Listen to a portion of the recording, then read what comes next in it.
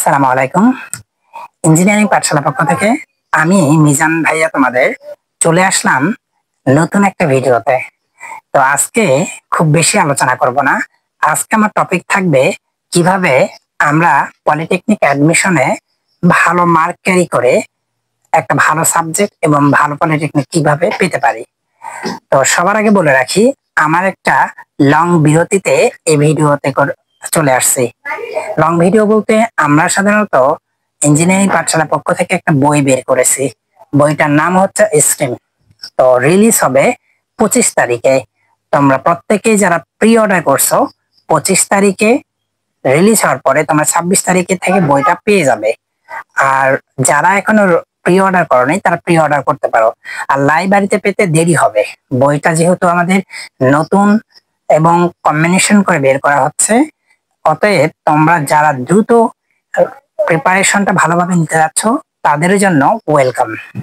আর আমাদের এই বইটার হচ্ছে বিশেষত্বটা কি, মানে আমাদের প্রত্যেকটা টপিকে প্রথমে হচ্ছে বেসিক আলোচনা আছে, এরপরে হচ্ছে তোমাদের হচ্ছে এমসিকিউ আছে। আর এমসিকিউ এর প্রত্যেকটা অ্যান্সার তো আছে, অ্যান্সারের নিচে ব্যাখ্যা প্রদান করা আছে। এটা হচ্ছে আমাদের স্টিম বইয়ের বিশেষত্ব। আর সেকেন্ডলি হচ্ছে এই বইটা তোমরা খুবই কম দামে পেয়ে যাবে। এটা আমাদের ধরা হয়েছে শুভেচ্ছা মূল্য। যেহেতু আমরা প্রাথমিক অবস্থায় এই বইটা বের করতেছি, আশা করা যায় অন্যান্য বইয়ের থেকে এই বইটার কোয়ালিটি হবে আলাদা। আর এই বইটা তৈরিতে সহযোগিতা এবং সবকিছু যারা লিখেছেন আর কি, তারা ডুয়েটিয়ান ভাই।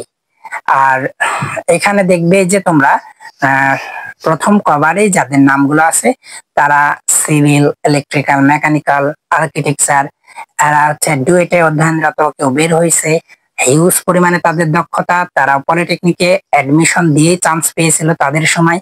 সুতরাং তোমরা এই বইটাতে ভালো কিছু একটা পাবে, এইটা নার্ভাস থাকতে পারো। তো আমার টপিক ছিল যে আসলে কম মার্ক পেয়েও অথবা কম জিপিএ পেয়েও কিভাবে একটা ভালো সাবজেক্ট অথবা ভালো পলিটেকনিকে চান্স পাওয়া যায়। এখানে দুইটা জিনিস আমি ডিভাইডেড করব, ভালো পলিটেকনিক আর ভালো সাবজেক্ট। ধরো এক্সাম্পল, আমার রেজাল্ট আসলো হচ্ছে 4 পয়েন্ট, তাহলে আমার সাবজেক্ট কি আসতে পারে আর হচ্ছে পলিটেকনিক কোন পলিটেকনিক আসতে পারে। তোমরা জানো যে বাংলাদেশের মধ্যে সেরা পলিটেকনিক গুলো হচ্ছে Dhaka polytechnic, Bogura polytechnic, Rangpur polytechnic, Rajshahi polytechnic, Dinajpur polytechnic. Overall ইদানিং ভালো করতেছে ময়মনসিংহ পলিটেকনিক। তো এই পলিটেকনিক গুলোতে চান্স পাওয়া ভেরি ডিফিকাল্ট যদি ভালো মার্ক ক্যারি না করা যায়। এরপরে শুধু কি ভালো পলিটেকনিক হলেই হবে? কিছু বিষয় আছে। ফর এক্সাম্পল, আমি হচ্ছে টপ লেভেলের সাবজেক্ট হচ্ছে সিই, সিভিল। এরপরে হচ্ছে যদি ধরি ত্রিপলি অর্থাৎ ইলেকট্রিক্যাল। এরপরে যদি আমি ধরি এমএ মেকানিক্যাল। এরপরে আরো কিছু আছে সাবজেক্ট। তো টপ লেভেলে 3টা সাবজেক্ট যদি আমাকে পেতে হয়, অবশ্যই আমাকে টপ লেভেলের মার্ক ক্যারি করতে হবে। এই টপ লেভেলের মার্ক ক্যারি না করলে আমি টপ লেভেলের সাবজেক্ট পাবো না। এখন ফর এক্সাম্পল, আমি কোনো ডিপার্টমেন্টকে ছোট করতেছি না। কেউ আছে এনভায়রনমেন্টাল সাবজেক্টে, কেউ আছে টেলিকমিউনিকেশন সাবজেক্ট ডিপার্টমেন্টে, কেউ আছে ট্যুরিজম, কেউ আছে আরএসসি ডিপার্টমেন্ট, কেউ আছে পাওয়ার। পাওয়ার যদিও একটু ভালো, বাট এই যে ডিপার্টমেন্ট গুলো, তুমি বগুড়াতে চান্স পেয়েছো বা ঢাকায় চান্স পেয়েছো, কিন্তু সাবজেক্ট পাইছো হচ্ছে ট্যুরিজম। আমি কোনো সাবজেক্টে ছোট করতেছি না। আমি আবারও বলি যে ওভারঅল হচ্ছে এই সাবজেক্টগুলো টপ লেভেলের, বাট এখানে কিছু সাবজেক্ট আছে নর্মাল, যেগুলো সরকারি চাকরি সার্কুলার খুবই কম, গভর্নমেন্ট চাকরি নেই বললেই চলে। আর এই যে সিভিল, ইলেকট্রিক্যাল, মেকানিক্যাল এগুলো কম বেশি থাকে। তো আমার টার্গেট কি, মানে ভালো পলিটেকনিকে পড়া না ভালো সাবজেক্ট পড়া, এটা হচ্ছে আমাকে মেইনলি মানে ডিসিশন নিতে হবে। আমি ধরো মৌলভীবাজার পলিটেকনিকে চান্স পাইছি বা সুনামগঞ্জে চান্স পাইছি, কিন্তু আমার সাবজেক্ট হচ্ছে সিভিল, ইলেকট্রিক্যাল, মেকানিক্যাল। তাহলে কি হবে, এই যে দুইটার একটা কম্বিনেশন, মানে একটা বিভ্রান্তির মধ্যে পড়ে যাও যে আসলে কোথায় আমি ভর্তি হতে পারি, কোন সাবজেক্টে হতে পারি। আমার সাজেশন থাকবে যে একটা হচ্ছে সাবজেক্ট,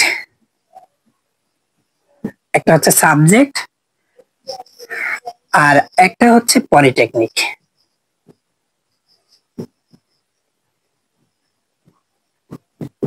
আচ্ছা, পলিটেকনিক আর হচ্ছে কি সাবজেক্ট। এই যে পলিটেকনিক আর সাবজেক্ট, এইটাকে আমরা আজকে দেখব।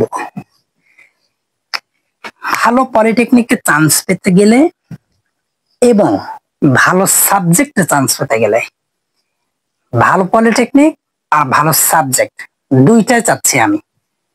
For example, Bogura polytechnic or Rajshahi polytechnic or Dhaka polytechnic, যে কোনো পলিটেকনিকে এই অন্তত টপ লেভেলের পলিটেকনিক গুলোতে হতে গেলে এবং টপ লেভেলের সাবজেক্ট সিভিল, ইলেকট্রিক্যাল, মেকানিক্যাল পেতে গেলে আপনাকে তো এ প্লাস পেতেই হবে। তার সঙ্গে আপনার এই যে ভর্তি পরীক্ষা 70 মার্ক যে আছে, মানে আপনার তো এ প্লাসে মানে জিপিএ এর উপর 30%, আর হচ্ছে পরীক্ষায় হচ্ছে 70%। তা আপনি এ প্লাস পাইলে এখানে 30% মার্ক ক্যারি করলেন, এরপরে এখানে 70%-এর অর্থাৎ 70 মার্কের মাঝে মিনিমাম আপনাকে 60 মার্ক তুলতে হবে। তবে আপনি আশা করতে পারেন যে বগুড়া, ঢাকা, রাজশাহী, রংপুর এই পলিটেকনিক গুলোতে এই সাবজেক্ট গুলো পাবেন। এক, যদি আপনার এমন হয় যে আপনার এ প্লাস মিসিং হয়েছে, এ গ্রেড হয়েছে বা এ মাইনাস হয়েছে বা 3.50 হয়েছে, বাট আপনার ভালো প্রিপারেশন আছে, আপনি ওখানে 60% মার্ক পেয়েছেন বা তুলনামূলক কম পেয়েছেন, আপনার টার্গেট থাকবে, আমার নিজস্ব মতামত, সাবজেক্টকে প্রায়োরিটি দাও। চাকরির ক্ষেত্রে দেখে না যে তুমি কোন পলিটেকনিক, তোমাকে দেখবে তুমি কোন সাবজেক্ট নিয়ে পড়ছো, তোমার জবের অ্যাপ্লাই এর উপর ডিপেন্ড করবে। তুমি অনেকগুলো অ্যাপ্লাই করতেছো, তুমি প্রিপারেশন নিচ্ছ, ভালো প্রিপারেশন হচ্ছে, এইরকম পড়াশোনা করলে তোমার যে কোনো পলিটেকনিক হোক না কেন চান্স পাবে বা চাকরি পাবে। আর তুমি যদি বগুড়াতেই হও বা ঢাকাতে হও, ট্যুরিজম সাবজেক্ট নাও, সরকারি চাকরি নাই বাট বেসরকারিতে অ্যাভেলেবল চাকরি আছে। তোমার যদি ইচ্ছা থাকে আমি সরকারি চাকরি করব, তাহলে সেখানে ভালো কিছু করতে পারবে না। রাইট নাও তোমার যদি এরকম কম মার্ক থাকে, তুমি চেষ্টা করো দূরের পলিটেকনিক গুলো যেগুলো আসন সংখ্যা বেশি সেগুলোতে চয়েস দাও। যেমন আমার জানা মতে হচ্ছে মৌলভীবাজার পলিটেকনিক নতুন একটা পলিটেকনিক, ওখানে আসন সংখ্যা বেশি, কম্পিউটার সায়েন্স আছে, ফুড ইঞ্জিনিয়ারিং আছে, ইলেকট্রিক্যাল আছে, এই সাবজেক্ট গুলোতে চয়েস দাও, দেখো যে হয়ে যাবে।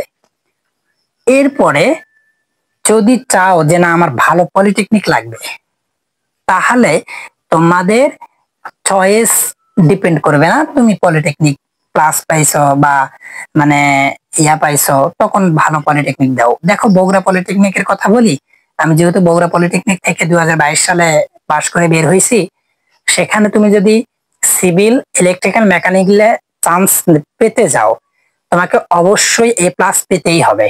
প্লাস হচ্ছে ভর্তি পরীক্ষা একটা ভালো মার্ক ক্যারি করতে হবে। এইটা হচ্ছে Bogura polytechnic, Dhaka polytechnic, Rajshahi polytechnic, Dinajpur পলিটেকনিকের জন্য মানে খুবই একটা জটিল জায়গা। বিশেষ করে স্পেসিফিক বগুড়া আর হচ্ছে ঢাকা, এই দুইটাতে তোমার এ প্লাস আর ভালো মার্ক ক্যারি না করতে পারলে চান্স হবে না। ইভেন তুমি যদি বলতে চাও যে ইয়াতে যাবে ইনভাইরন নাই সরি পাওয়ার বা আরএসসি ডিপার্টমেন্ট, তারপরে তোমাকে 4.50 আপ করেই যেতে হবে। সুতরাং তোমার ডিসিশন নাও যে তোমাদের কিভাবে পড়তে হবে, কিভাবে করলে ভালো মার্ক করা যাবে। আসলে তুমি জিপিএ কম পাইছো, কিন্তু তোমার যদি ভর্তি পরীক্ষায় মার্ক 70% এর মধ্যে 70% ক্যারি করতে পারো, যেহেতু এমসিকিউ খুব একটা কষ্ট হবে না, রিটেন না যে ভুল লিখলা, ভালো একটু বুঝলেই তুমি অ্যান্সার গুলো করতে পারবে। খুবই ইজি কোশ্চেন হবে, কারণ প্রথমবার পরীক্ষা হচ্ছে, মানে বিলংস একটা গ্যাপ দিয়ে, দেন দেখবা যে ইজি কোশ্চেন হচ্ছে। তোমাদের এসএসসি যে শর্ট সিলেবাস ছিল, ওই শর্ট সিলেবাসকেই কভার করে এখানে কোশ্চেন গুলো করা হবে। তো তোমরা আমাদের স্ট্রিম বইটা আছে, এখানে ওই সিলেবাস অনুযায়ী করা হয়েছে, এক্সটার্নাল কিছু দেওয়া হয়েছে, তোমাদের সিলেবাসটাও দেওয়া হবে বইয়ের সঙ্গে, আর এক্সটার্নাল যে গাইডেন্স কিভাবে পড়তে হবে সব কিছুই দেওয়া আছে। তোমরা ডেমো থিমটা দেখার জন্য ইঞ্জিনিয়ারিং পাঠশালার পেজে তোমরা মেসেজ করতে পারো, হোয়াটসঅ্যাপে মেসেজ করতে পারো, দেখাবে আমার টিমমেট। আশা করি তোমাদের প্রিপারেশনটা ভালোভাবে নেওয়ার জন্য, ওভারঅল সবাইকে ভালো একটা স্কোর করার জন্য ইঞ্জিনিয়ারিং পাঠশালা তোমাদের পাশেই থাকবে। তো আগামীকাল থেকে তোমাদের যে স্ট্রিম বই আছে, এই স্ট্রিম বইয়ের উপর ফ্রি ক্লাস কন্টিনিউ করা হবে। পাশাপাশি যারা ডিপ্লোমা ইঞ্জিনিয়ারিং করতেছে, যারা জব প্রিপারেশনে আছে বা অ্যাডমিশনে আছে, তাদের ক্লাসগুলো কন্টিনিউ চলবে। তো আজকের জন্য এই পর্যন্তই। ইঞ্জিনিয়ারিং পাঠশালা পক্ষ থেকে আমি মিজান ভাইয়া তোমাদের জন্য আবারও সালাম এবং শুভেচ্ছা ও অভিনন্দন। সালাম আলাইকুম।